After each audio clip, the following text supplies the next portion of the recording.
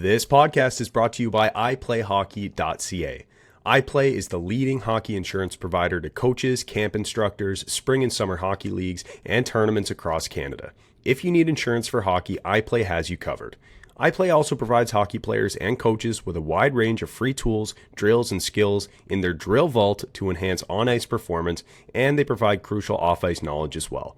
So if you need insurance for a hockey team, league, or camp, or if you just want to teach your kids some new drills, head on over to iPlayHockey.ca and check out their new website.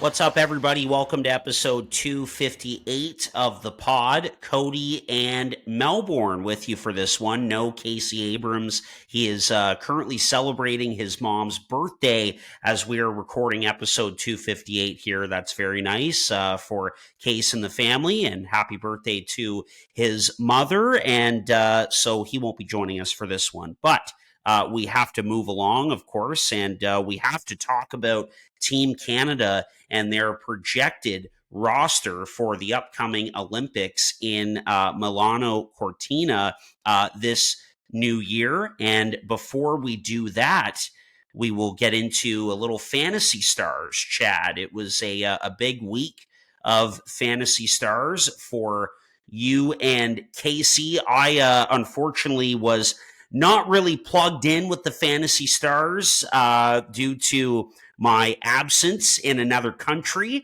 But obviously Fantasy Stars is great. We just started getting into it here. What can you tell us? Well, first of all, we forgive you for that, Harper. Who wants to be spending time on their phone when they're in beautiful Costa Rica? So can't blame you there.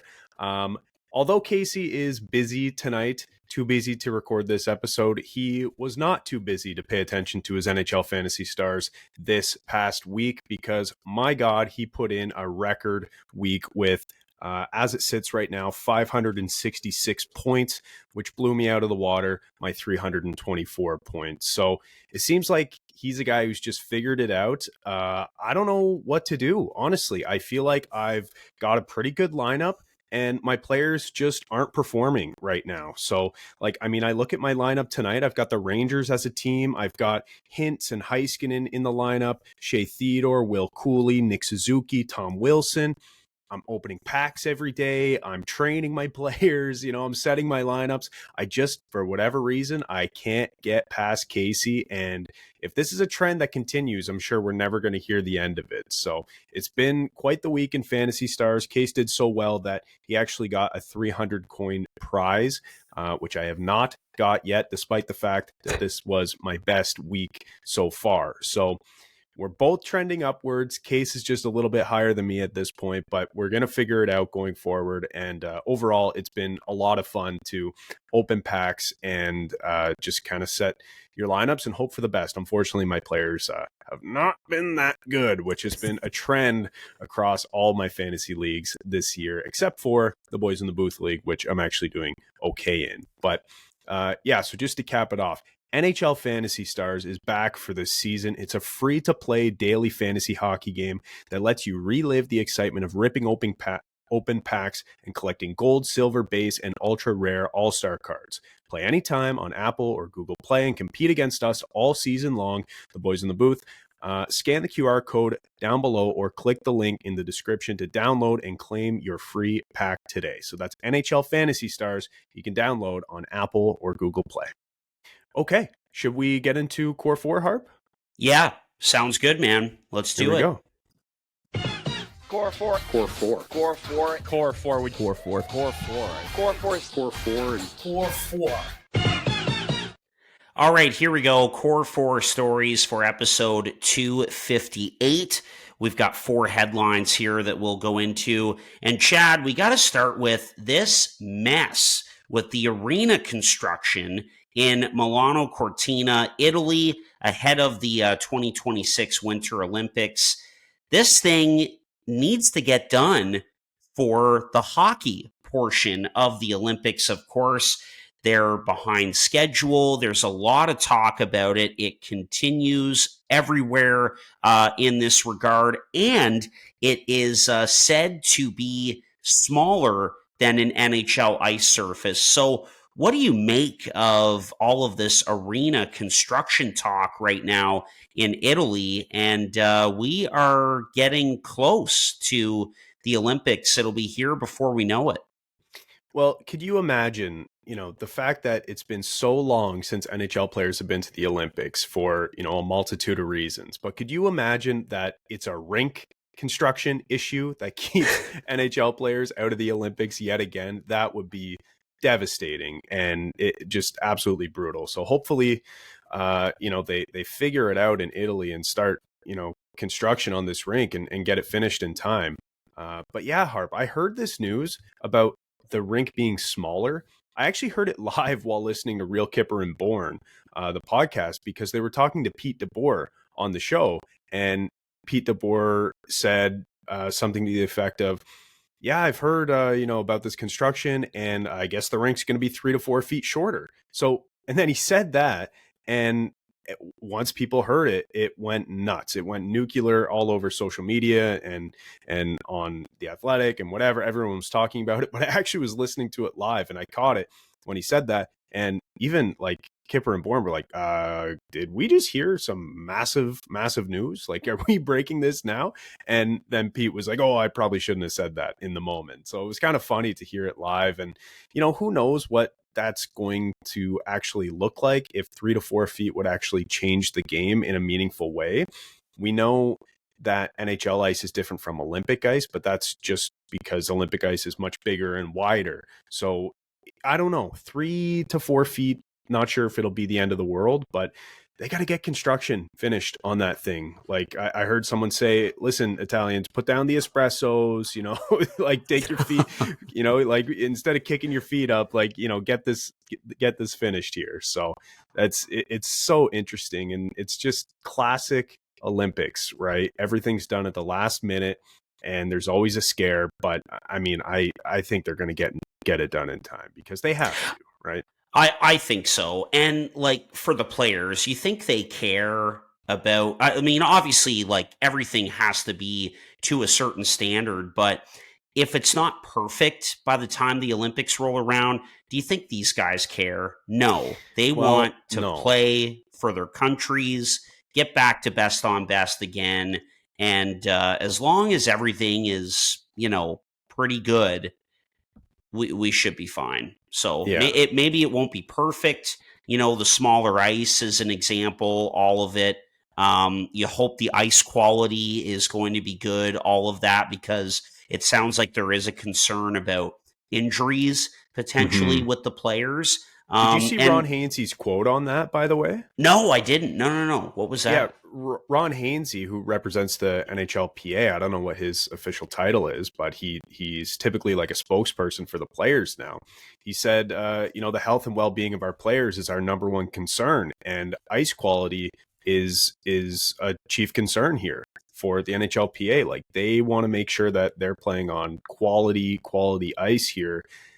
And like with this construction issue, like it's just, there's a lot up in the air right now in terms of getting the rink actually done, what the facilities are actually going to look like, the dressing rooms, but most of all, the ice quality. BetterHelp is the paid partner of this video. The new year is a blank space for you to write a new story. BetterHelp makes it more convenient to get you started. BetterHelp is fully online, making therapy more comfortable and convenient. They carefully make sure therapists on the platform are well qualified and their customer support team is there to help you if you have any questions. With over 7,000 reviews and a 4.5 rating on Trustpilot, BetterHelp is a platform you can trust. Your next chapter starts today. Get 10% off your first month of BetterHelp online therapy at betterhelp.com/boysinthebooth in paid partnership with BetterHelp. Yes, absolutely. And Ron Hainsey has a big voice, certainly in the NHL and the NHL Players Association for sure. So not surprised to hear him chime in on this when it comes to the players. All right, Chad, moving off of that to some NHL news, some contract news. Ryan McDonagh, re-ups with the Tampa Bay Lightning for 3 more years. It's a $4.1 million cap hit over those 3 years, and it's an extension that Tampa Bay wanted to get done with a guy that they brought back into the organization, a guy who they think very highly of in Ryan McDonagh. And so why not get ahead of it if you're Julien BriseBois and get this done for a guy who's just been steady his whole career, and didn't expect him to go back to Tampa Bay after they had to cut him loose, to get some other business done after winning their cups and whatnot. But he's back in Tampa, clearly happy to stay, and they're happy to have him stick around. Yeah, not much else to say on McDonagh. It's just a guy who fits perfectly into this system, and they clearly love him. The 2 cups, and then going to Nashville for a bit, and then coming back. Like, there's a reason he was willing to come back. And I think in terms of the deal itself, like the term and the AAV, I think that's totally fine. McDonagh's best years are likely behind him, but that doesn't mean that he's not still a very effective player, which he is. So not much else to say for the McDonagh deal, but I think it's a good piece of business for Tampa Bay. Yes, absolutely. All right, a couple of more items here, Chad, for Core 4. Again, episode 258. Thanks for joining us.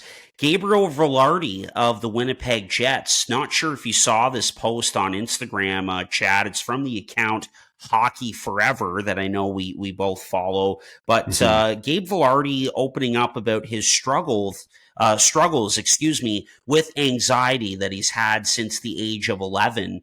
And it's quite a long post, but it's a good read. Obviously, if you're someone listening who struggles with anxiety, and certainly a lot of us have at one point or another, but saying that he struggled with it since the age of 11, a lot of negative self-talk is something that he's been dealing with for a long time.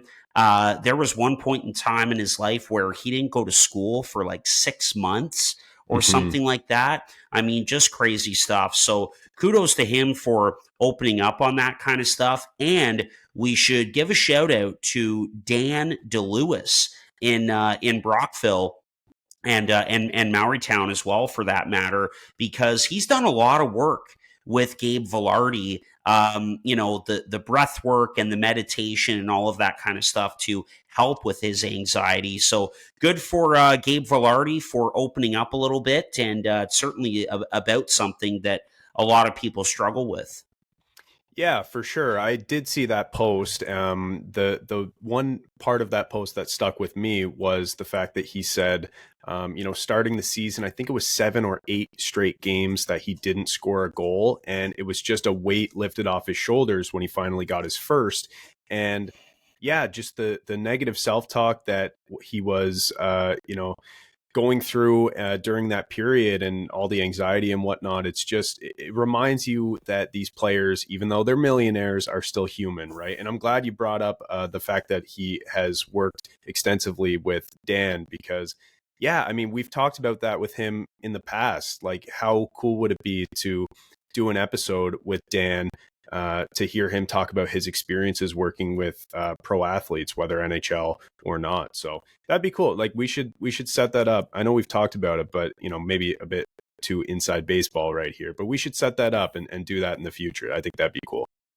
Yeah, I think that'd be cool as well. And Dan's a great guy, and he's worked with a lot of other athletes in the professional ranks, like Gabe Vilardi, to help better their mental health and everything. So that's great stuff for sure from Vilardi, and had to bring it up on this episode.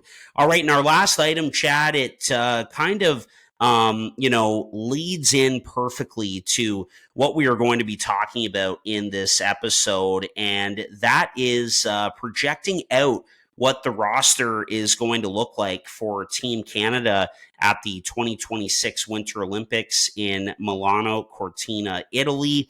And of course, We all saw the post from The Athletic, from Hockey Forever via The Athletic, saying that it's expected that 70%, most of the roster, will be determined by Tuesday. So that is December 9th.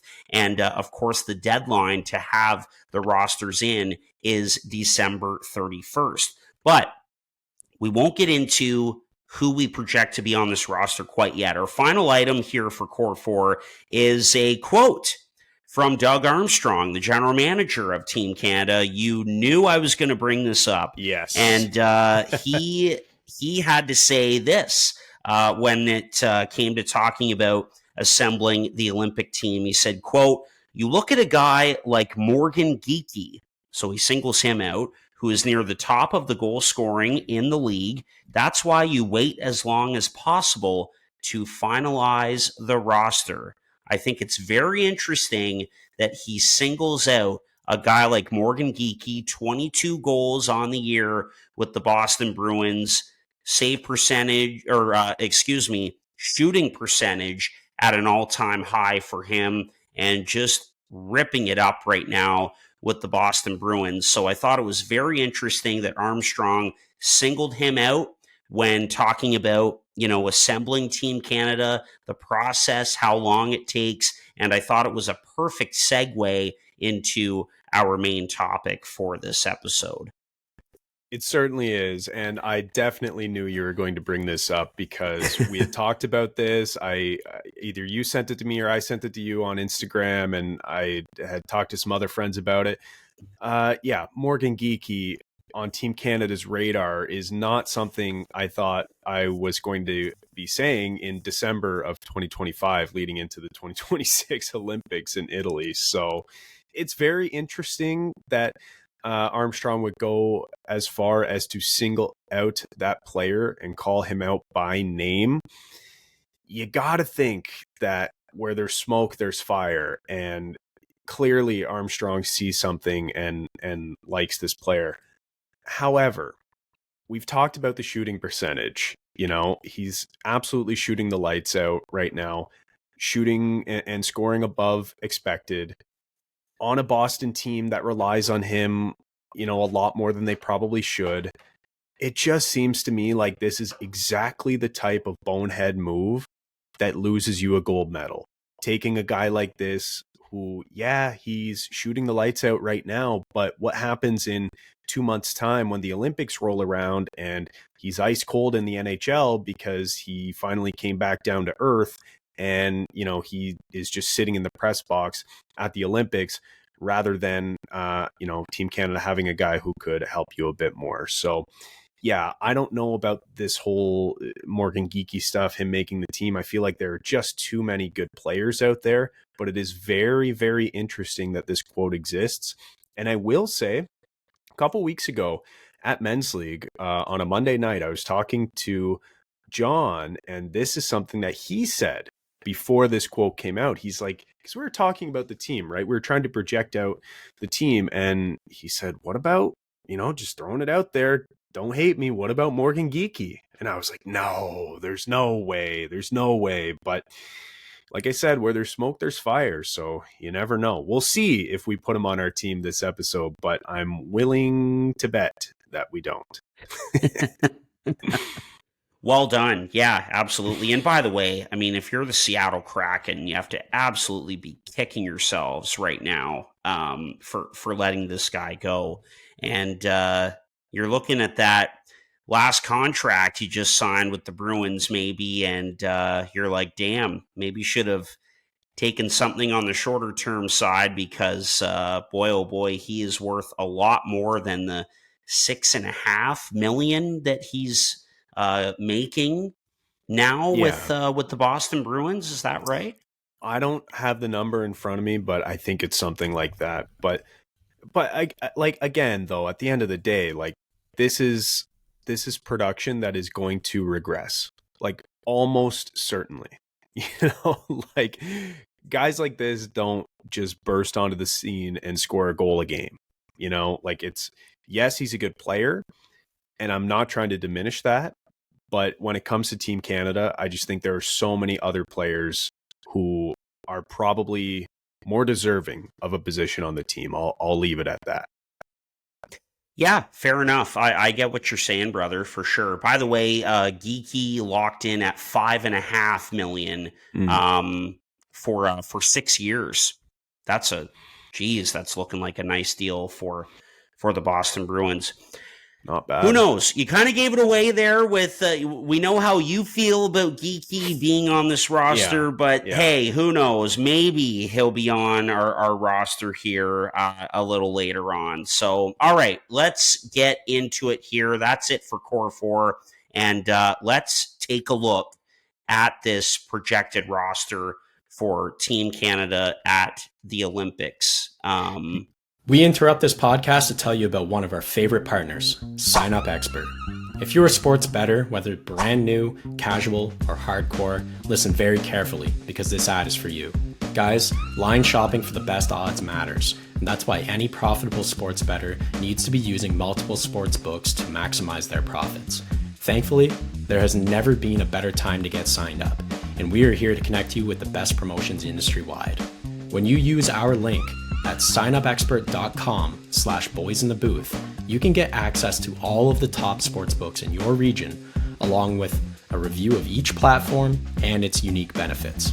Most importantly, all of these sportsbooks have valuable sign-up offers for new users, and when you register through our link, you will automatically receive the top offer at each one, allowing you to start line shopping with an enhanced bankroll. Guys, it's simple. When you use multiple sportsbooks, you ensure that you can always access the best available odds, which is key to successful and profitable sports betting. So, if you want to take advantage of these incredible benefits and support our brand at the same time, please consider signing up for your next sportsbook through our link in the description below, signupexpert.com/boysinthebooth.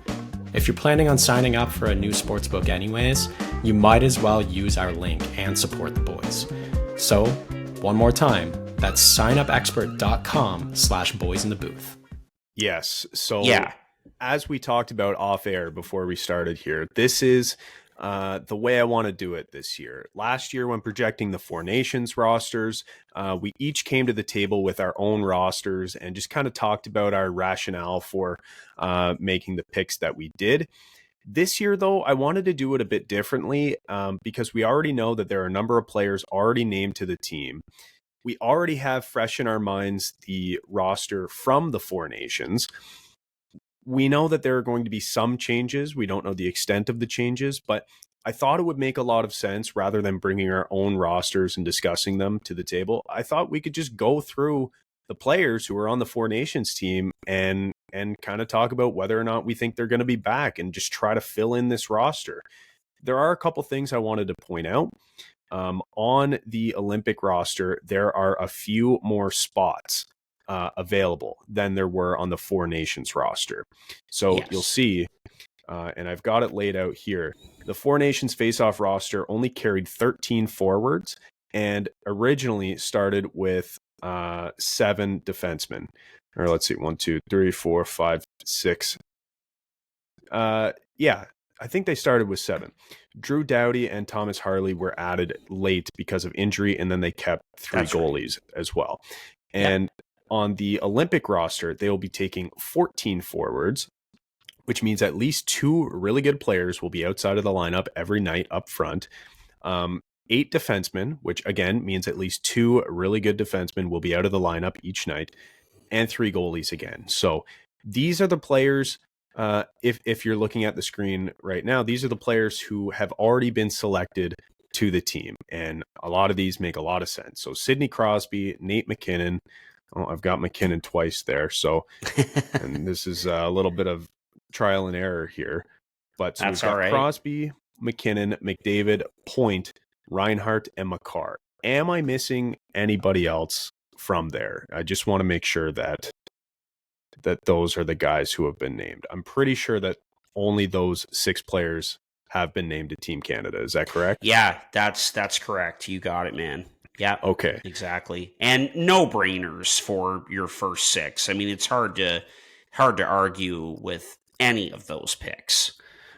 Of course. The one that's kind of sticking out right now is potentially Braden Point, who's had a bit of a slow start to the year. People have been pointing to his production, but at the end of the day, even if Braden Point is on pace for, 15 goals for the season, he's still making this team, and he's still going to be trusted at all ends of the ice. So that's, absolute no-brainers here. So, Harp, let's start on forward. And I've got the list of potential players here. And also, too, again, if you're looking at the screen, the players highlighted in yellow were not on the Four Nations team for whatever reason, whether they just didn't make it, they were injured at the time, what have you. The players in white were. So where do you want to start, Harp? We're talking forwards. You've seen the guys who have already been named to the team. Who are you taking next here? I think the best place to start, Chad, is looking at some of the guys that were a part of that Four Nations team that won that tournament in that just dynamite final game against the U.S., the one that followed the game that, of course, we saw in Montreal after watching the U.S. the one that followed after watching Sweden and Finland at the Bell Center, and what a great experience that was. And of course, the one before the championship game had the 3 fights in 9 seconds and all of that. Oh, I'm getting goosebumps thinking about it. But that's a good place to start, is guys that were on that Four Nations team, because we know that there is going to be that bias involved. Yes. And rightfully so. They won with that group. Right? So that's a good place to start. And the first guy that I will go with is the player who changed teams this offseason. It was a big deal for him going from Toronto to Vegas. He assisted on the McDavid game winner in that overtime in the championship game against the U.S. in the Four Nations tournament. It's Mitch Marner. He could play anywhere in your lineup, but I think preferably you'd want him next to Connor McDavid on that right side. So Mitch Marner, definitely on this roster.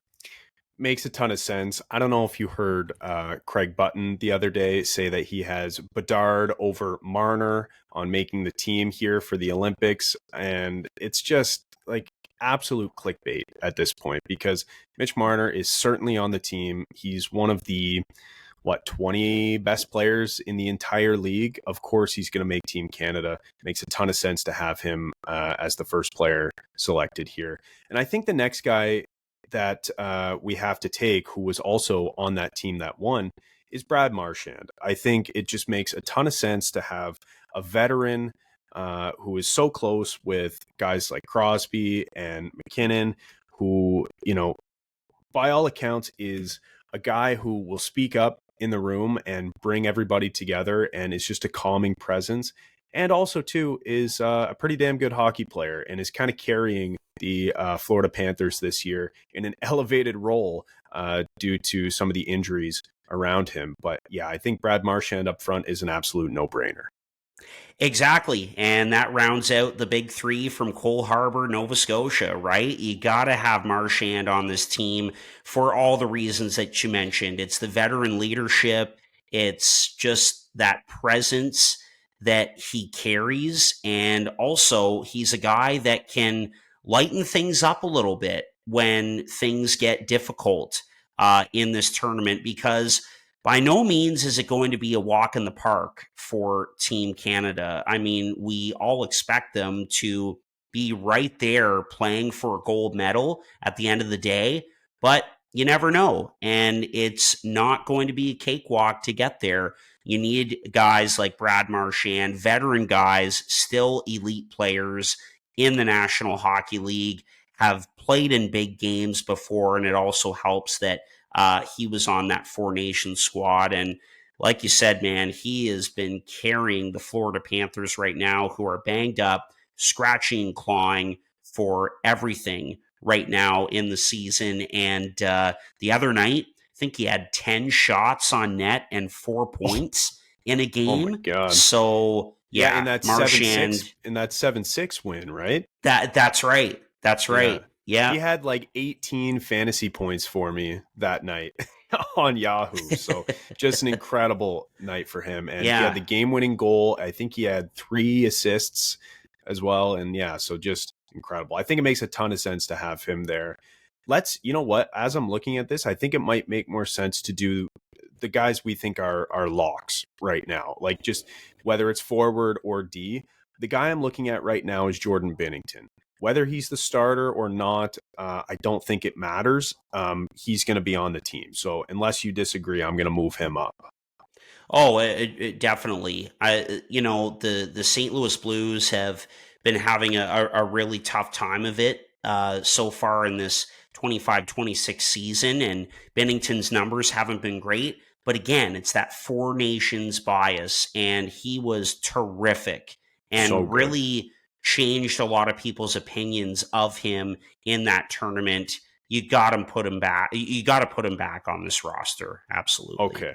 Well, I've done that. Let's talk other locks. Who else do you have as a lock for this team? Again, like let's scrap the whole position thing. Let's just talk locks, and then we'll get into some of the nitty gritty in picking this team.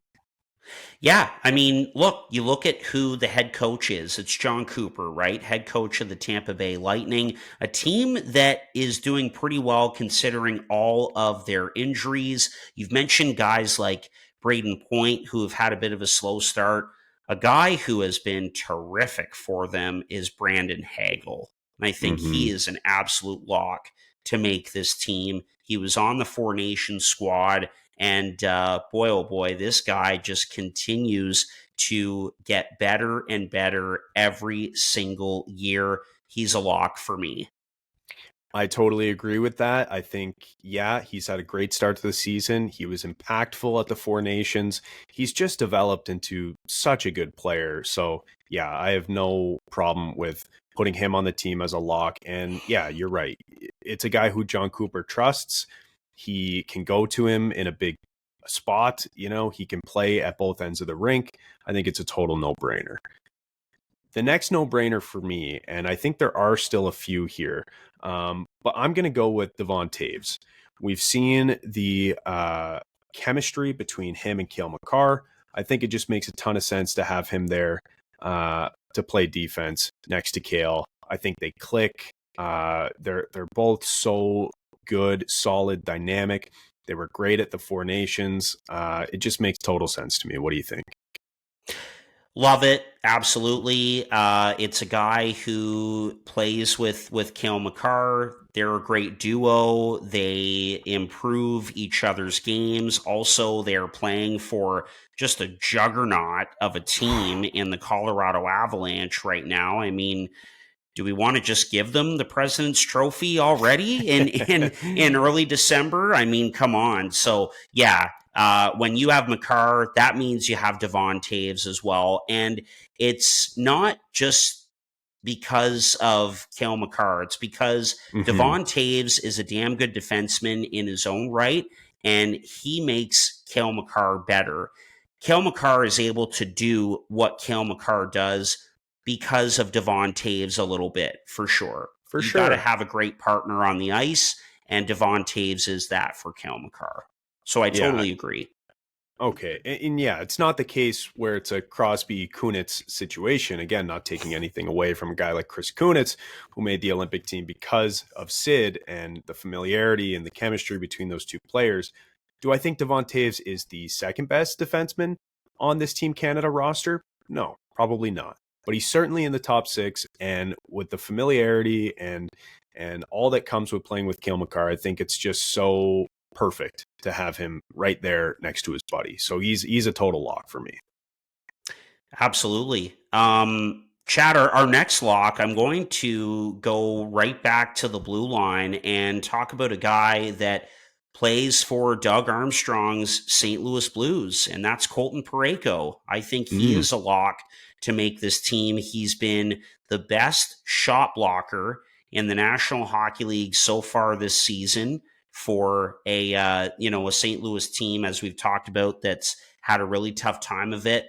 But Parayko, of course, being on that Four Nations team, the size, just that shutdown defensive ability. He was really good for Canada at the Four Nations, of course. Armstrong loves him. And I remember when I brought his name up last year to be on that Four Nations team, you and Case kind of scratched your heads a little bit. I will say it. So I'll take the credit for this one. And Parayko ended up making the team, and I can't see why he won't be on this team, given how he plays, the size, the physicality, all of it, and given who the general manager is. So Colton Parayko is a lock for me on this roster. Hand up, the Four Nations absolutely changed my opinion of Colton Parayko. You know, playing in the West for so long, it's a guy that you don't really have eyes on as much as you would like to. Yeah. And, you know, you kind of buy into narratives when you're not actually watching the games out West. And that was a narrative that I had bought into, that he was, you know, slow and kind of washed up and not as effective. And, you know, like, this wasn't a narrative out of thin air. Some of the underlying numbers supported that too, but put in the right situation, like he was at Four Nations, he looked dynamite. Like, he was big, he was moving the puck, he was fast, blocking shots, like doing it all. And he's just an absolute warrior out there. That's who you want on your Olympic team. So I agree. Plus, the familiarity with the GM doesn't hurt his chances. So Colton Parayko for sure is going to be on this team. Okay, Totally. So far, Harp, we've talked about only players who were on the Four Nations team. But I think that there's a player who was not on the Four Nations team who is an absolute lock to make this team. I think I know where you're going with this. Unquestionably, I think you know who I'm going to take. It's Logan Thompson between the pipes, dude. Is that who you thought I was going with? This podcast is sponsored by SeatGeek, the absolute best ticket app out there. SeatGeek takes the confusion out of buying tickets, making it quick and easy to get the best deals to tickets at your favorite sporting event. SeatGeek does this awesome thing where they score each ticket out of 10 based on its value, so you know whether you're getting a good or a bad deal. Last time I got tickets to see the Devils play, I first saw red tickets. I waited it out, monitored the price in-app, and once I saw green, I pulled the trigger. SeatGeek makes it that easy. And here's the best part. SeatGeek has completely hooked us up. Boys in the Booth listeners get $20 off their first purchase on SeatGeek with the promo code BOYSINTHEBOOTH in all caps. Click the link in our description to download the app, and remember to get your discounted tickets using the code BOYSINTHEBOOTH in all caps. Get great seats for a fraction of the cost with SeatGeek. No, I thought you were going with another guy, but I'll get to him next. Okay, well, it's Logan Thompson between the pipes. He's been one of the best goalies in the league this year and last. So over an extended sample size, he's been really, really good. Could even be the starter at the Olympics for Team Canada. I think he's been that good. He didn't make the Four Nations team last year because of some politics, some political issues.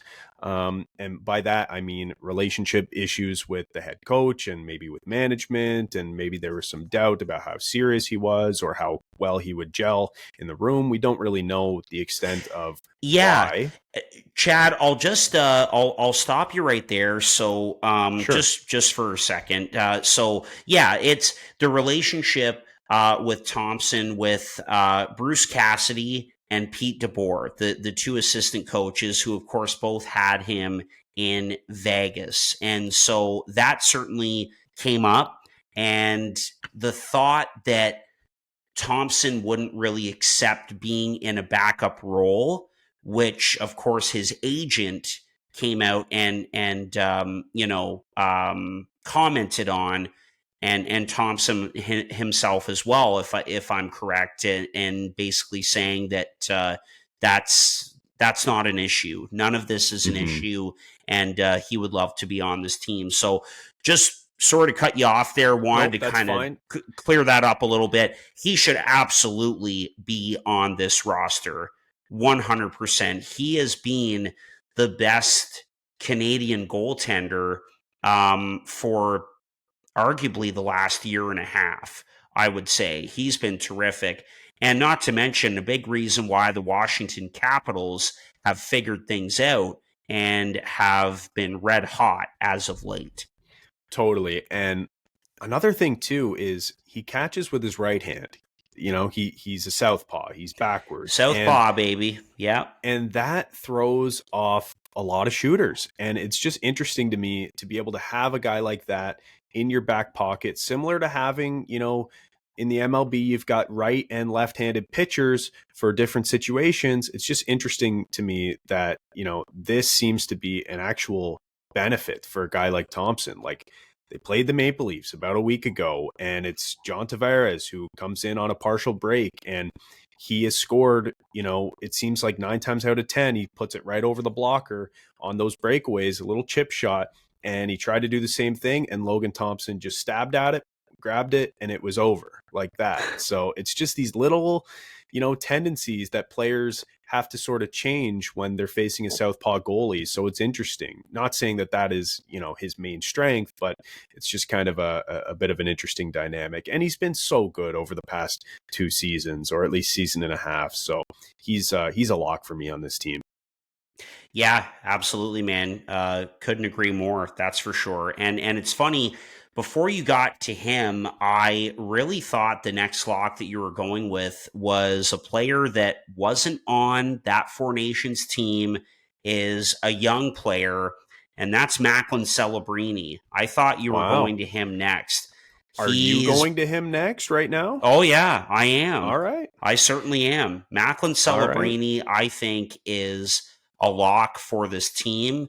I've heard Elliot Friedman and other hockey insiders that are plugged into this think that he's going to make the team for sure. And why shouldn't he? You obviously look at the offensive ability, and he is just, rocketed out of the gate this season for a San Jose Sharks team that has an outside chance of making the playoffs. Macklin Celebrini is a big part of that. He's already got 15 goals on the year, just so dynamic offensively, but also it's the two-way game. And we know that this team is big on, can you defend? You're going to be on this team if you can play on both sides of the puck. And Celebrini certainly can. Plays a great two-way game, 200-foot player, up and down the ice. We heard Craig Button on this podcast say a few years back that he reminds him a lot of Jonathan Toews. Pretty nice comparison. Of course, a great player nationally for his country. Celebrini as well needs to be on this team, wins puck battles, does everything at both ends of the ice. Just a terrific young player, and this is only the beginning for him. I think it's an absolute no-brainer. He'll be on this team for sure, no question.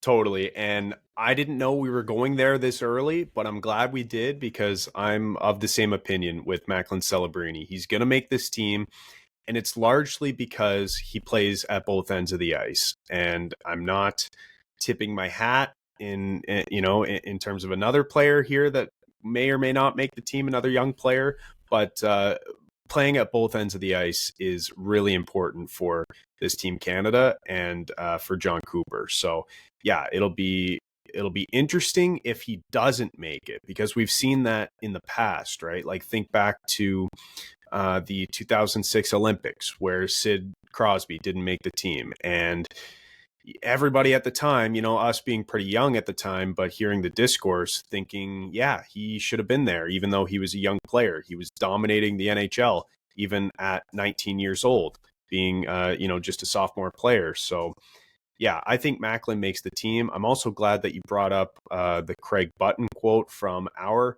podcast a couple years ago, before Macklin had even played an NHL game, talking about the comparison between him and Jonathan Toews when Macklin was playing at BU. Glad you brought that up. It just goes to show that, this kid has been on people's radars for a long, long time for playing the game the right way. So yeah, Macklin is going to be the face, or one of the faces, of Team Canada in the future. So why not bring him along for this one? And who knows, if he plays 12 minutes a night, is that better for him? or is it better for him to just watch a few games and kind of be in and out of the lineup and then play bigger minutes? Like, who knows, right? Like, John Cooper will find a place for everybody, but I think no matter how much he plays, you got to take Macklin. So totally agree. Yeah, definitely. All right, who you got next? Okay, it's starting to get a little tougher, but I think I'm going to have to go with Josh Morrissey on the back end. This is a guy who played on the Four Nations team. I'm not going to say that he's a lock, but he's as close as a lock as you can get without being a lock, I think. Josh Morrissey kind of does it all on the back end. He is extremely important to the Winnipeg Jets, and he was great at the Four Nations tournament. So, yeah, I mean, we're looking at that decor so far, you know, on our team right now. Cale Makar, Devon Toews, Colton Parayko, Josh Morrissey, and yeah, there's a lot to like there. I think Morrissey fits in, and like I said, he kind of does it all.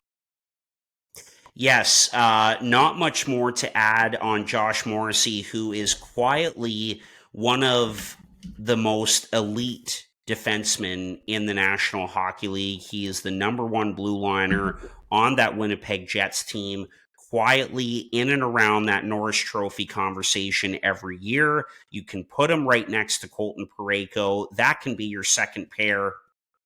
It's done. Perfect. All right, who we got next? Oh, geez, you're right. Tougher. It is getting tougher. I will go with another player who was at the Four Nations. Again, you got to look at who the coach is of this team. This is a player he trusts. You already got your mouse on him right there. It is Anthony Cirelli. I think he's perfect in that kind of third or fourth line center role. You could certainly have a line of Hagel, Cirelli, and Point. Could certainly see John Cooper doing something like that. Cirelli, just, again, steady Eddie, just a reliable guy at both ends of the ice, particularly in the defensive zone, and played great for Canada at the Four Nations again, going back to that a lot, of course. Head coach knows him, trusts him, great player, got to have him, I think. Yeah, I agree. I think he's closer to the bubble this year than he was at the time of picking the Four Nations team. However, I think you need guys like Cirelli who can, you know, snap back a key draw, who can kill penalties, who can be a water bug on your fourth line at the Olympics. So, yeah, I think the familiarity with the coach certainly helps. And all around, he's a pretty good player and kind of does a lot of things right, a lot of little things right that may go unnoticed in a typical NHL season. So I have no problem with Anthony Cirelli on this team. I think it's likely that he is picked for this team. We just have to be cognizant because we've only got 4 spots left here and there are still a ton of good players left. So I don't mind Cirelli. I would have picked him as well, but just kind of a warning track here. 4 forward spots left and we have some tough decisions to make. Oh boy, do we ever. and it's a credit to where our country is at and has been for a long time. When it comes to professional best on best. And it's a credit to all of these players on this list. And we may be even missing a few as well. Like, I know there's a goaltender who I picked to be on this team that we don't have on this list. We'll get to that a little bit later. Okay. But anyway, Chad, who have you got next? It's getting difficult, man. It is getting difficult, and I got to do it before we run out of forward spots. You brought up Macklin Celebrini. I'm going to take the other kid in Connor Bedard. Yes. Now, I just think that these kids are too valuable to the future of Team Canada to not bring them to this tournament. Get them in now. Get them in now. It's not like, you know, they're one-dimensional players. I mean, you can argue that Connor Bedard is worse defensively than Celebrini. I don't think that's actually much of an argument. I think it's pretty close to the truth. But what Bedard brings offensively is special. And he's a guy who is going to work as hard as he can at this tournament, potentially in limited minutes, but how fun would it be to see a third line of Bedard, Celebrini, and, throw in another player just for fun? Like a third line scoring line where, you've just got these young, eager kids ready to go out there and tear up the Olympics. I could see it. And again, too, like, not to disparage the programs of any teams that are going to be at this tournament, but maybe when you play Team USA, you don't need both kids in the lineup, right? But if you're going to go play, Latvia or Italy or whatever, maybe you just want to give these kids some experience and see what they can do. And they might totally surprise you and make it so that John Cooper can't take them out of the lineup, right? So I think you've got to have Bedard there if you have Celebrini. I think it would be almost unfair to take one over the other because they've both been so dynamic offensively this season. And they're the future of Team Canada going forward. I agree. Looking at Celebrini and Bedard, it's kind of the next coming of Ovechkin and Crosby in a way. I mean, that is how good they are already and are going to be. Bedard, it took a little extra time, but he is there. I mean, he has kicked the door down this season so far. Like, did you see that goal against Vegas the other night on that shot? I mean, oh my goodness. And we've talked about this, right, Chad? Like, we know that there's a big emphasis on defending and being hard to play against, but you also need to score. And totally, you cannot pass up on a guy with this amount of talent, with one of the best releases in the National Hockey League, and the player who I think is number one in terms of guys who have taken it to another level and improved from one year to the next, because he is a completely different player this season. He is a more explosive player. He's a more mature player, and he deserves to be on this team. I agree with you. If Macklin Celebrini deserves to be on this team, so does Connor Bedard, because he has been every bit as good here in 25-26. And man, listen, like, I would love to see one of or both of these guys next to a McDavid or Crosby. Could you imagine? Why not? And Chad, here's the other thing. Here's why you get these guys in now. Do we know if Crosby is going to be on the next Olympic team? It's a good question, right? Well, if I'm a betting man, I'm saying yes, but point taken. He's getting older. Point taken. Yes. But and I agree with you. I think, I think he is going to be on the next one. But again, it's another point to what we were saying a few minutes ago. Get these guys in now. Yes. Get them that experience with some of these veteran guys who may not be around for much longer. And that goes beyond Crosby, of course. But get them in early. Why not? Get them that experience. It is so good for their development. And it's a no-brainer. They've been that good. You have to take these two. Okay. Well, there we go. We've got them on our team. Love it. Who's next? It's getting tough. Oh, boy. Some easier answers on defense, I think. Oh, for sure. Like Thomas Harley, definitely. We'll go with him next. I think has to be on. Had a bit of a slow start to this season. He's been getting criticized. He has. Yes, I know some of the criticism around him, but again, and I go back to what Elliot Friedman said recently, that the defense that they assembled at the Four Nations was so good that he thinks that most of, if not all, will be coming back to play for this Olympic roster. That's not quite how I see it, but I think Harley is in the mix because very young, talented guy. I know he's had a bit of a slow start, but again, there's a lot of familiarity with him, not only at the Four Nations, coming in and playing well in a pinch when they needed somebody, but You've got the relationship there with Pete DeBoer, who's on the staff as well. Those connections that I like to talk about, and I think that Harley deserves to be on that back end. He's a top blue liner for sure, and I think deserves to be on this team, regardless of the kind of start that he's had to the season.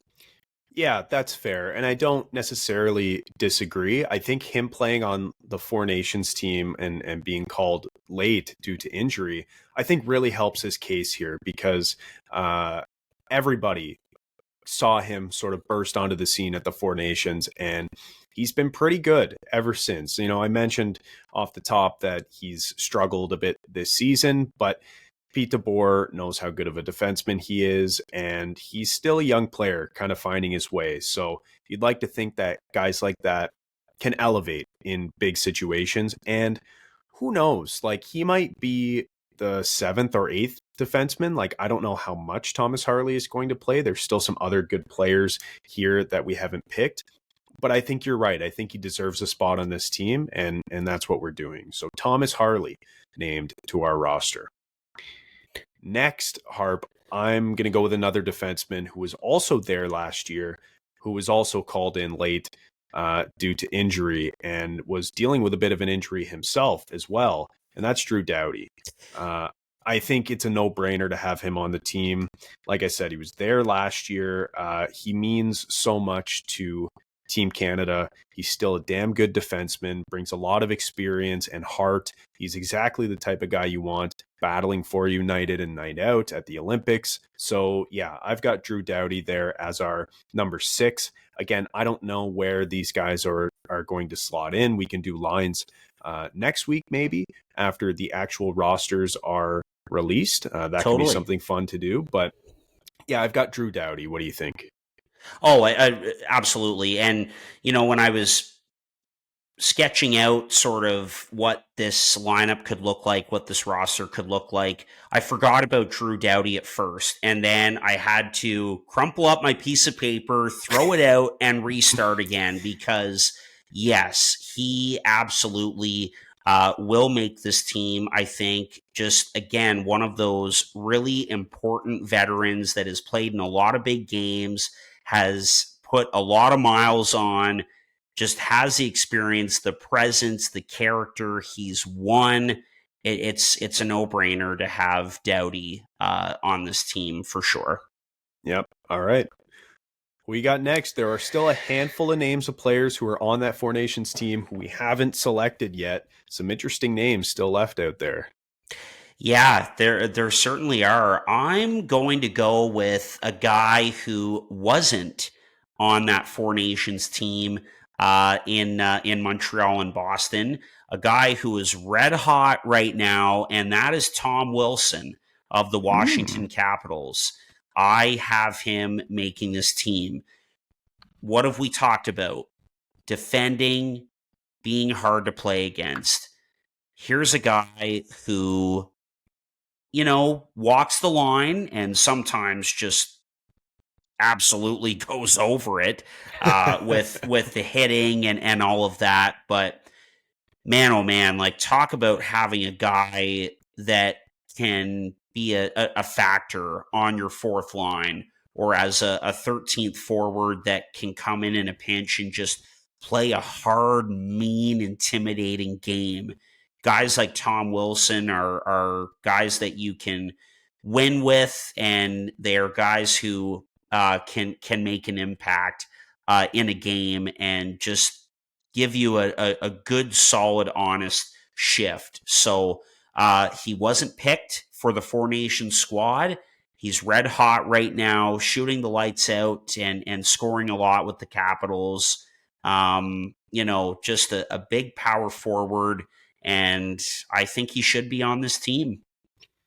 I gotta say, Harp, last year when we were talking about picking the Four Nations team, I was dead set against taking Tom Wilson, but clearly he took it personally, not making the team, and he has had an incredible start to the season. I think there's space for a guy like Tom Wilson with, the extra roster spots. here on the Olympic team compared to the Four Nations team. I don't know if he's going to play every game at the Olympics, but I think he brings an element of that sort of toughness that a lot of other players on this team, and frankly, a lot of other players at the Olympics, will not be bringing. So I think it's important to have a guy like this on your team. And yeah, I wouldn't be saying this if his production was, closer to his career average than it is this year. Like this year, he is blowing the doors off and is having a career season in terms of production. So it just seems to me that he took it personally. He wants to be on this Olympic team after not making it on the Four Nations team. I just think he's reached a new level that he hasn't got to before this season. And yeah, I think it's honestly at this point, and it's crazy to say, but I think it is a bit of a no-brainer to have Tom Wilson on this team.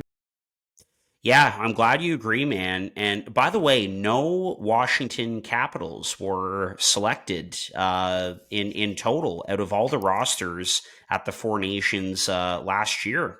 And interesting, a team that obviously had a big year. So just wanted to point that out. And the other thing about Tom Wilson too is I give him a lot of credit, because not only is he producing and being one of the go-to guys for the Capitals, who are 8-1-1 in their last 10 as we're recording this, but I think he's really toned it down in terms of some of the antics. I mean, you're still going to get some of the questionable hits and things like that, but this is a guy that obviously has a bit of a track record for going over the line at times, and I think he's done a good job of kind of reining it in a little bit. Yeah, and another thing I'll say too is that the smaller ice surface might help a guy like Tom Wilson. Totally. How, like, you're a defenseman and you're playing for Team USA, and you hear the footsteps of Tom Wilson coming. You've got 3 or 4 less feet to think about it and make a decision, like with that guy bearing down on you. So yeah, I think Tom Wilson could definitely benefit from a slightly smaller ice surface. So yeah, I don't mind that pick at all, Harp. And now is where it gets really, really tricky. We've got 1 goalie left, 2 defensemen, and 2 forwards here. So it is coming down to the wire here, and we have some tough decisions. Obviously, as you can see on the screen still, there are a few players who were on this team, the Four Nations team that is, who are still out there and available. So I'm going to go with a defenseman who was on the Four Nations team, and that's Shea Theodore.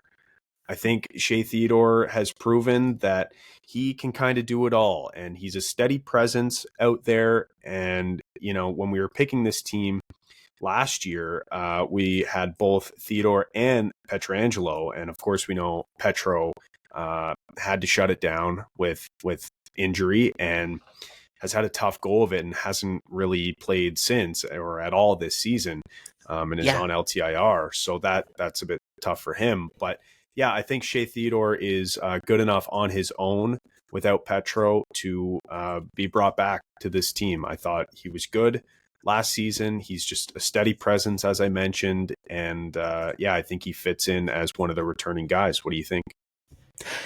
I couldn't agree more. It was a shame that his tournament ended as early as it did at the Four Nations. But again, this is one of those guys that is kind of a dark horse Norris guy each and every year.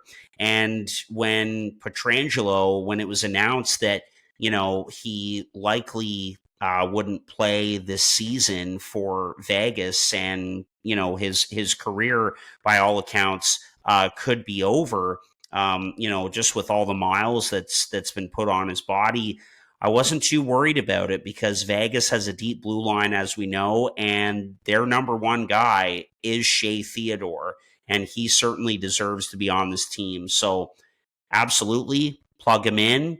Hope he can stay healthy, because he's got a chance to really contribute to this blue line, just like he does in Vegas. Yep.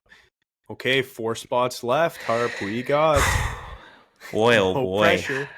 Oh man, exactly. Well, you know what, Chad? I mentioned this a little earlier on. Elliot Friedman really thinks that the entire blue line that was at the Four Nations will be back for this Olympic team. So I'll go with Travis Sanheim of the Philadelphia Flyers to round out the as the last 8D defenseman. on this roster. That's the last defenseman. Yeah, Travis Sanheim, who, geez, the last year and a half here has just been absolutely terrific for the Philadelphia Flyers, a team that's going pretty well right now under Rick Tocchet. He's obviously a big part of what they do. And is considered their number one defenseman. I remember when that 6.25 times 8 contract was signed, and the three of us were like, what? I mean, that's crazy. Like, Yep. we were thinking he just signed for as much as Mackenzie Weegar did. What are they doing? Well, he has proved to, have lived up to that contract and then some. That deal looks pretty good now. And Sanheim, again, on that Four Nations team, big, mobile, puck-moving defenseman. And I think he's going to be back on this Olympic roster. I really wanted to put Matthew Schaefer here, man. I really did. Believe me. I mentioned it, a little while ago that, if I were Team Canada, I'd be looking at this kid. I think they certainly are. But after hearing what Elliot said, that he thinks that the entire blue line will be back on this Olympic roster, you really have to take that into account. And so that kind of stuck with me, and I do believe it to be true. For sure. Yeah, Schaefer's a guy whose name is out there. I think it's easier to leave him off of the team compared to guys like Celebrini and Bedard, who are just sort of a step ahead in their development. They're a couple of years older than Schaefer is. And, Schaefer's played a lot of hockey this year compared to last year, where he was injured for a large portion of it. And, he's had the whole whirlwind this year of being the first overall pick and jumping right into the NHL. And, so I don't think it's a crime to leave Schaefer off the team. And honestly, I think there was another defenseman I had even ahead of Schaefer to make this team, and Sanheim was the guy I was kind of looking at. Maybe it's Thomas Harley as the guy, thinking that, these are players who you could replace with another guy. Do you know who I'm thinking of? I think I'll give you a little more context. I think Sanheim is probably the safe bet on the back end because he's a bit more responsible than this other player I have in mind. But yeah, any indication who I might be talking about as a defenseman for Team Canada? Talking about Evan Bouchard? Yeah, that's right. I honestly, as soon as you said a little more responsible, I knew it was going to be Evan Bouchard. Yeah. But honestly, I would consider Evan Bouchard for this team. I don't know who you take out. Like I said, maybe it's Harley, maybe it's Sanheim. Yeah. I think probably all of those other guys have to be there for one reason or another, but I would really consider Evan Bouchard. I just think he brings something dynamic offensively that some of these other guys don't. I don't know if there's room for him. I don't know if you can have guys like that or too many guys like that on your blue line at the Olympics, but you just got to wonder, like what happens if Makar goes down, knock on wood, or what happens if, Morrissey or one of your other offensively talented guys goes down, who's going to run your PP2, right? Like that's something that is a real concern on this team. I mean, of course, all of these guys can do it. Devon Taves could do it.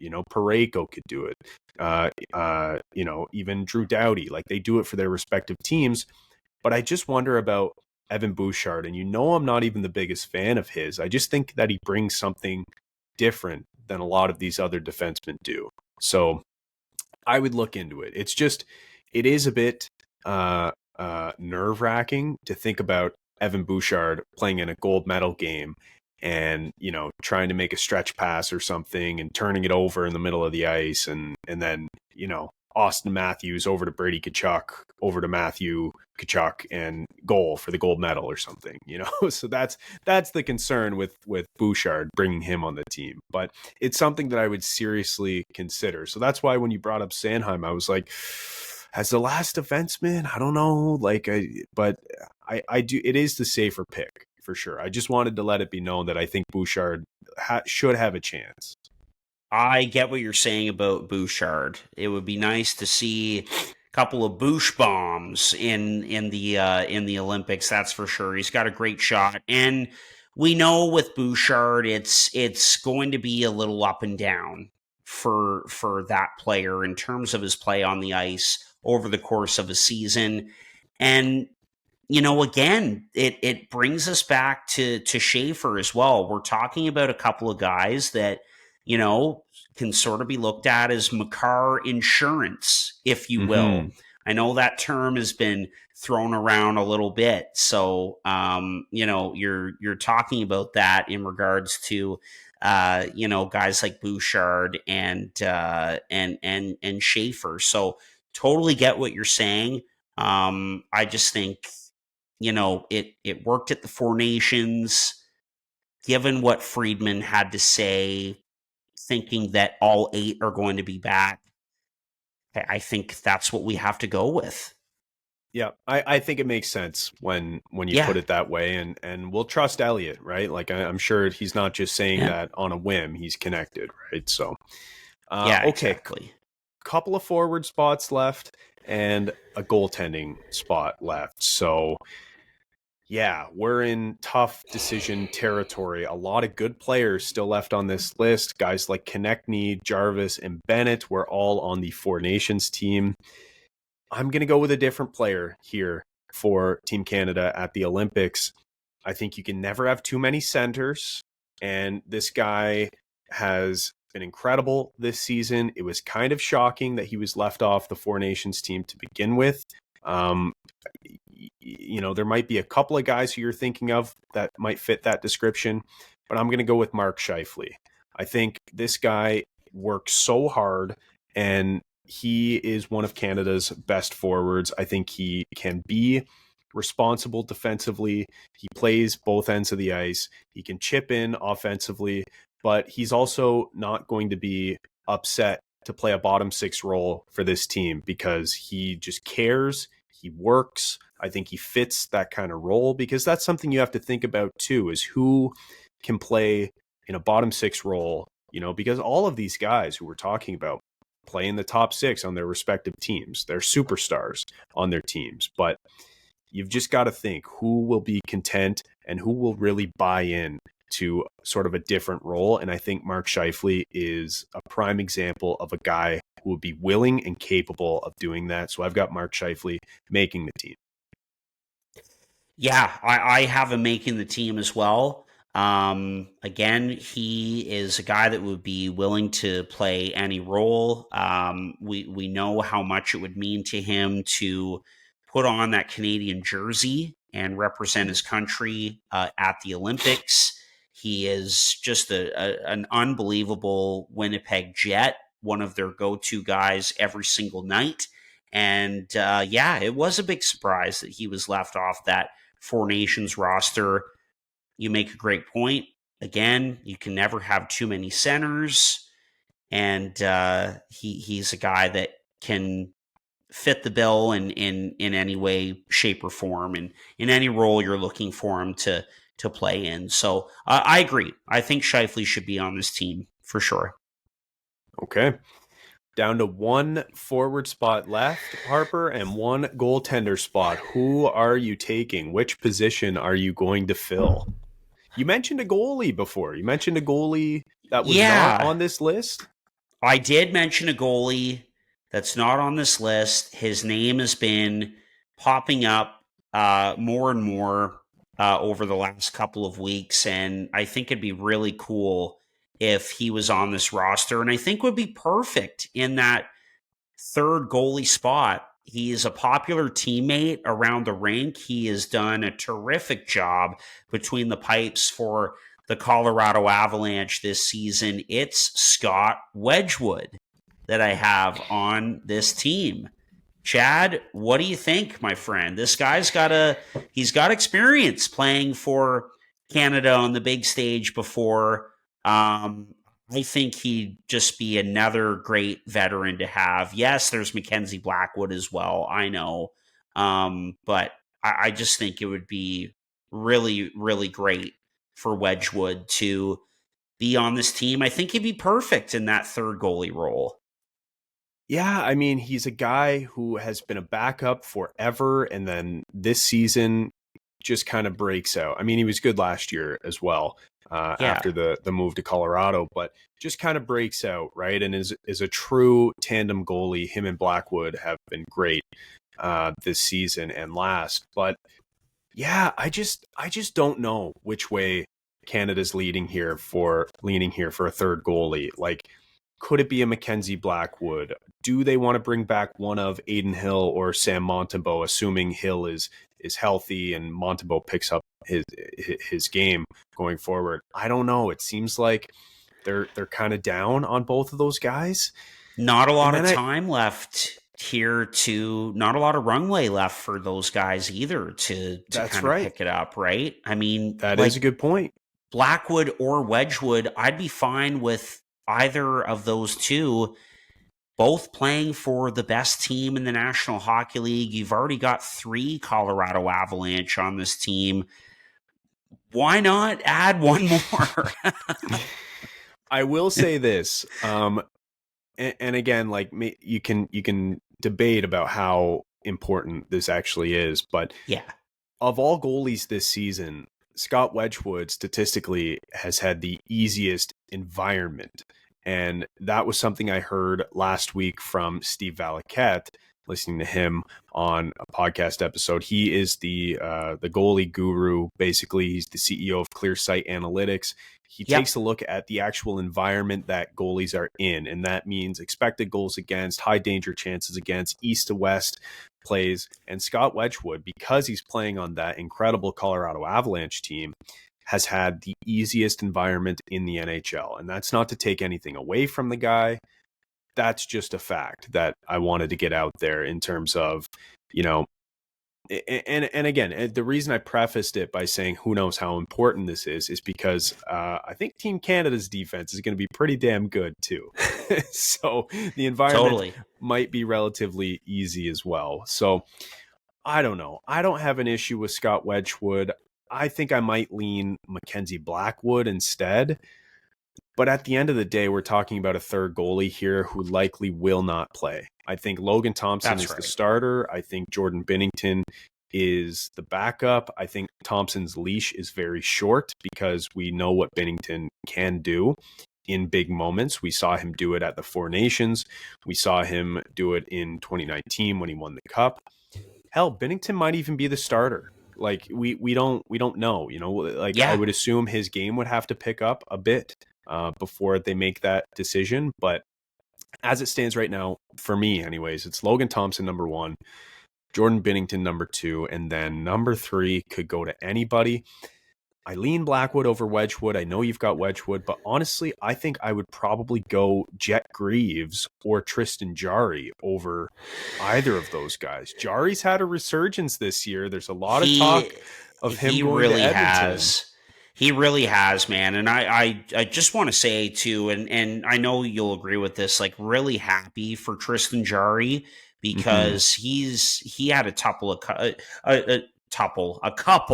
tough years. There we go, with Pittsburgh. And watched him recently in a game that Pittsburgh played against Buffalo, and he was fantastic. He was the reason that they won that hockey game. So I totally get what you're saying. And Jet Greaves obviously, you know, looks like the franchise goaltender in Columbus for sure.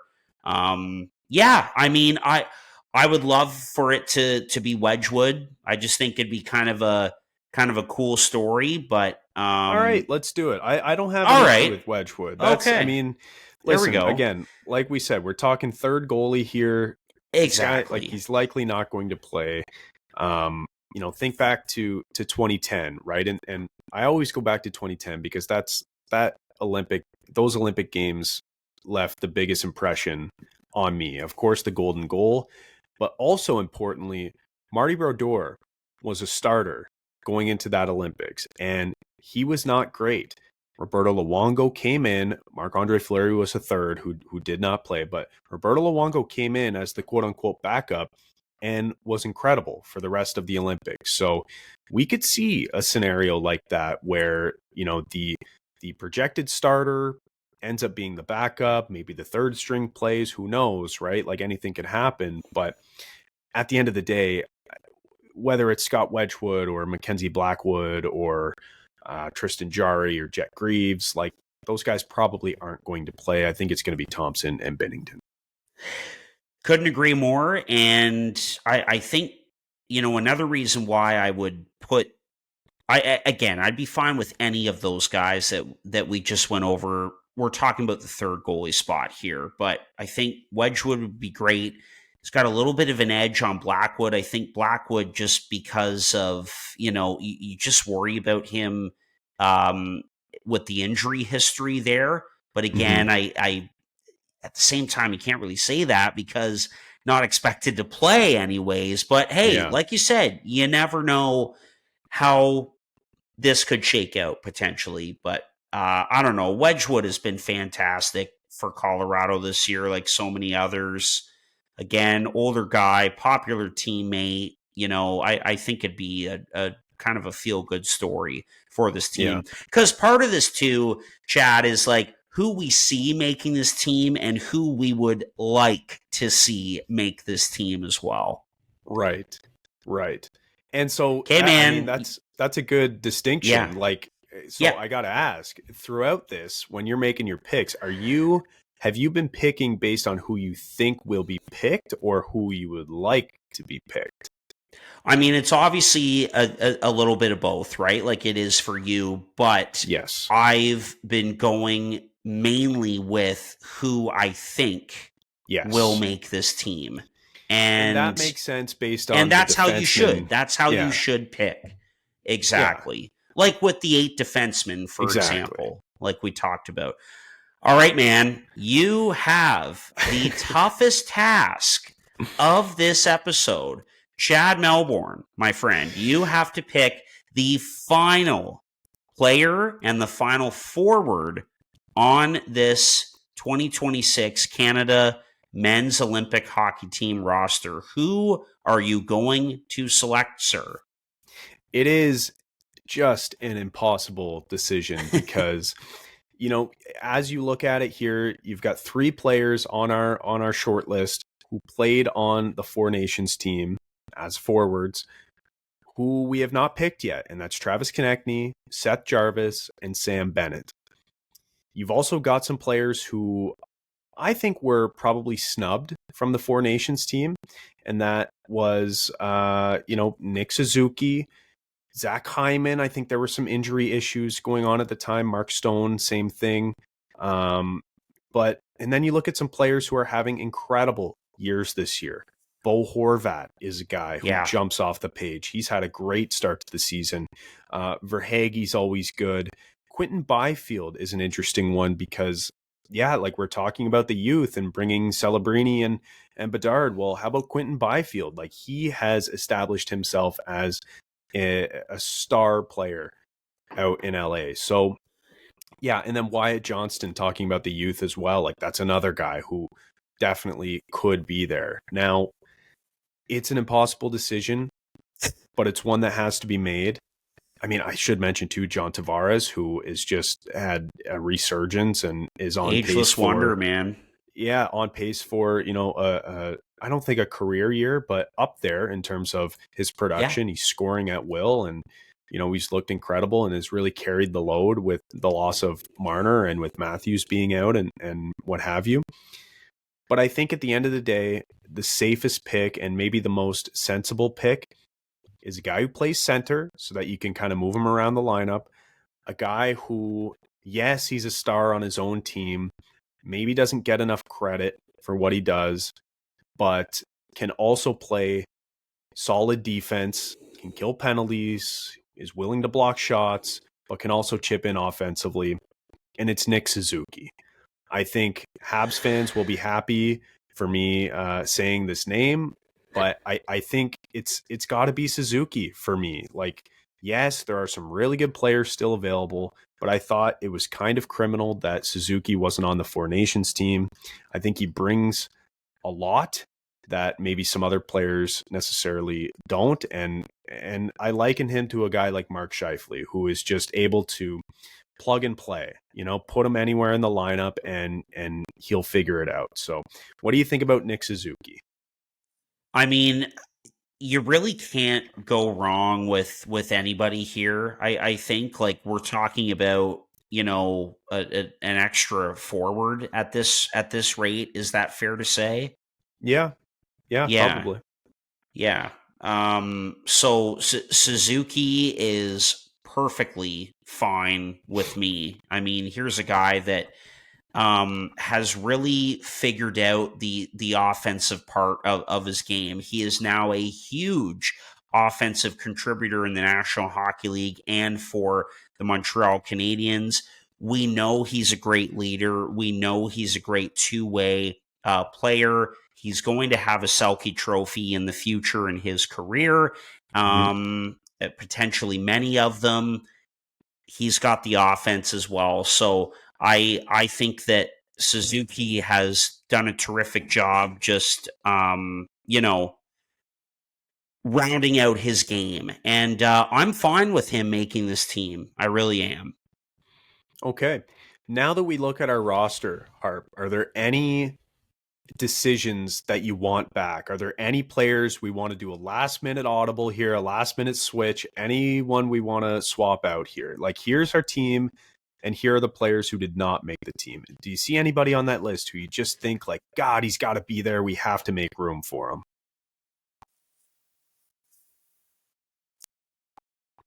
Again, the one guy for the people, just for the people listening, we're looking at a list of names here: Travis Konechny, Quinton Byfield, Seth Jarvis, Wyatt Johnston, Zach Hyman, et cetera, et cetera. The list goes on of just some really, really good players who we did not pick for this team, but it's tough. Totally. It is really tough. The one guy for me would have to be Sam Bennett. He was on that Four Nations team, would be perfect in that, or is perfect, in that kind of fourth line role, could play next to his buddy Brad Marchand in Florida. Of course, was one of the guys who was a part of that, the 3 fights in 9 seconds, game between the Canada and the US. Conn Smythe Trophy winner, Stanley Cup winner, sandpaper, two-way game. I mean, could you imagine a fourth line of Marchand, Bennett, and Wilson, so to speak? Like, how great that would be. So but again, like, who do you swap out? Like, that's the tough thing. Probably Suzuki for a guy like Bennett for me. But other than that, I'm okay with this roster. By the way, sorry about the sign behind me that fell over. What it was?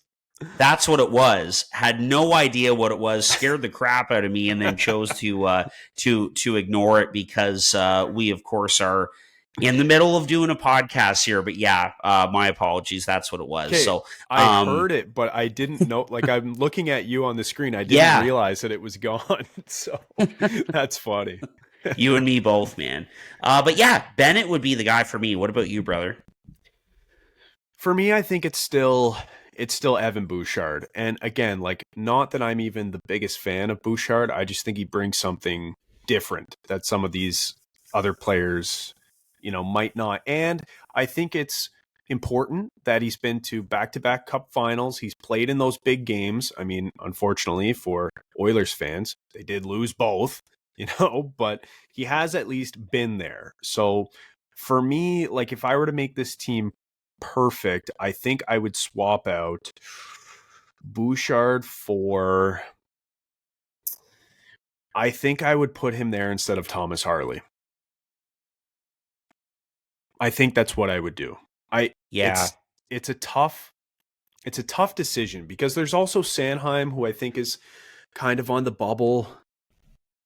Yeah, but I do really like Harley. I just wonder if his chance will come, being so young, and he'll definitely be on teams going forward. Plus, he's just had kind of a tough start to the year, so I just wonder if you take that into account, it makes sense.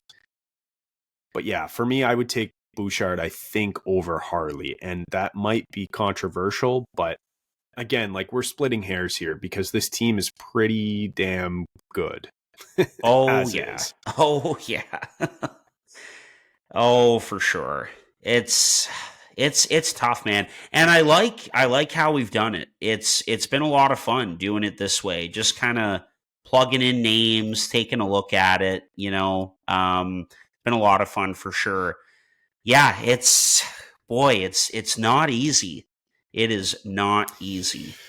It's very tough. And like I said, maybe next week we'll talk lines if the actual team is released. Yeah. And I'm sure Casey wants to jump into this conversation too and talk Olympics, because it's going to be exciting. Like, we haven't seen NHL players at the Olympics since 2014. And that was, of course, that was exciting to see Canada win, but it was kind of a cakewalk, if I do say so myself. So I'm looking forward to these Olympics. Even more so than the Four Nations face-off. I think it's going to be absolutely incredible to see this team on ice, and hopefully there is ice for them to play on in Italy. Yes, well said, my friend. And again, like, if this is anything like what the Four Nations turned out to be, we are in for an absolute treat. Of a tournament to watch. Again, such a strong looking roster, no matter how it shakes out. And I will say, it's fun to look back on some of the projected Olympic rosters for 2026 that came out a few years ago. I believe I came across one today that had Devin Levi on it as a goaltender at the time, and I think Owen Power as well.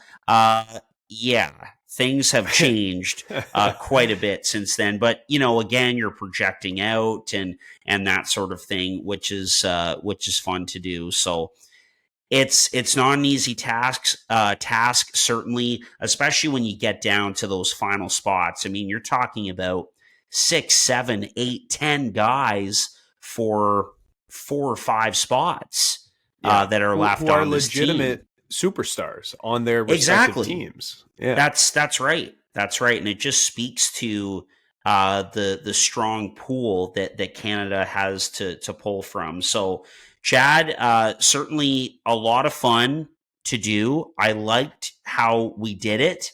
I was thinking, it might be fun one of these times to do it like with a clock, a timer attached to it. And it's okay, we have to assemble this roster in so much time. And then, you could play like the Jeopardy music, like at the end when you have to fill the last spot or something. That would be kind of fun, but good to do this. Really enjoyable exercise. Good to get it done and get it out before we expect the majority of the roster to be announced on Tuesday, December 9th, as reported by The Athletic. And of course, the final deadline is December 31st. But yes, absolutely. If it's anything like what we saw at the Four Nations, which was just some of the most unbelievable hockey we've ever seen, boy, we are in for a treat. And the players want this. Really excited. Let's go. Oh, yeah. And yes, hopefully they have a rink to play in. Yeah, that's right. And it's like, okay, you thought they cared during the Four Nations when, it's a made-up trophy in the middle of the season. How much you think they will care playing for a gold medal for their country for the first time since 2014? Yeah, these guys are going to be rabid. They're going to be ready to go. Chad, we could put these guys in your mom's basement playing mini sticks for and as long as there was an Olympic gold medal involved at the end, I think they'd be open to it. Oh yeah, that is for sure. Awesome. All right. Well, looking forward to seeing the roster get announced. Again, according to The Athletic, we expect most of it to be announced on Tuesday the 9th. So keep a lookout for that, as well as the content that we'll have in relation to Team Canada's roster at the 2026 Winter Olympics in Milano Cortina, Italy. Thank you so much for listening to episode 258, the Boys in the Booth podcast, proud partner of I Play Hockey. We'll chat with you again soon.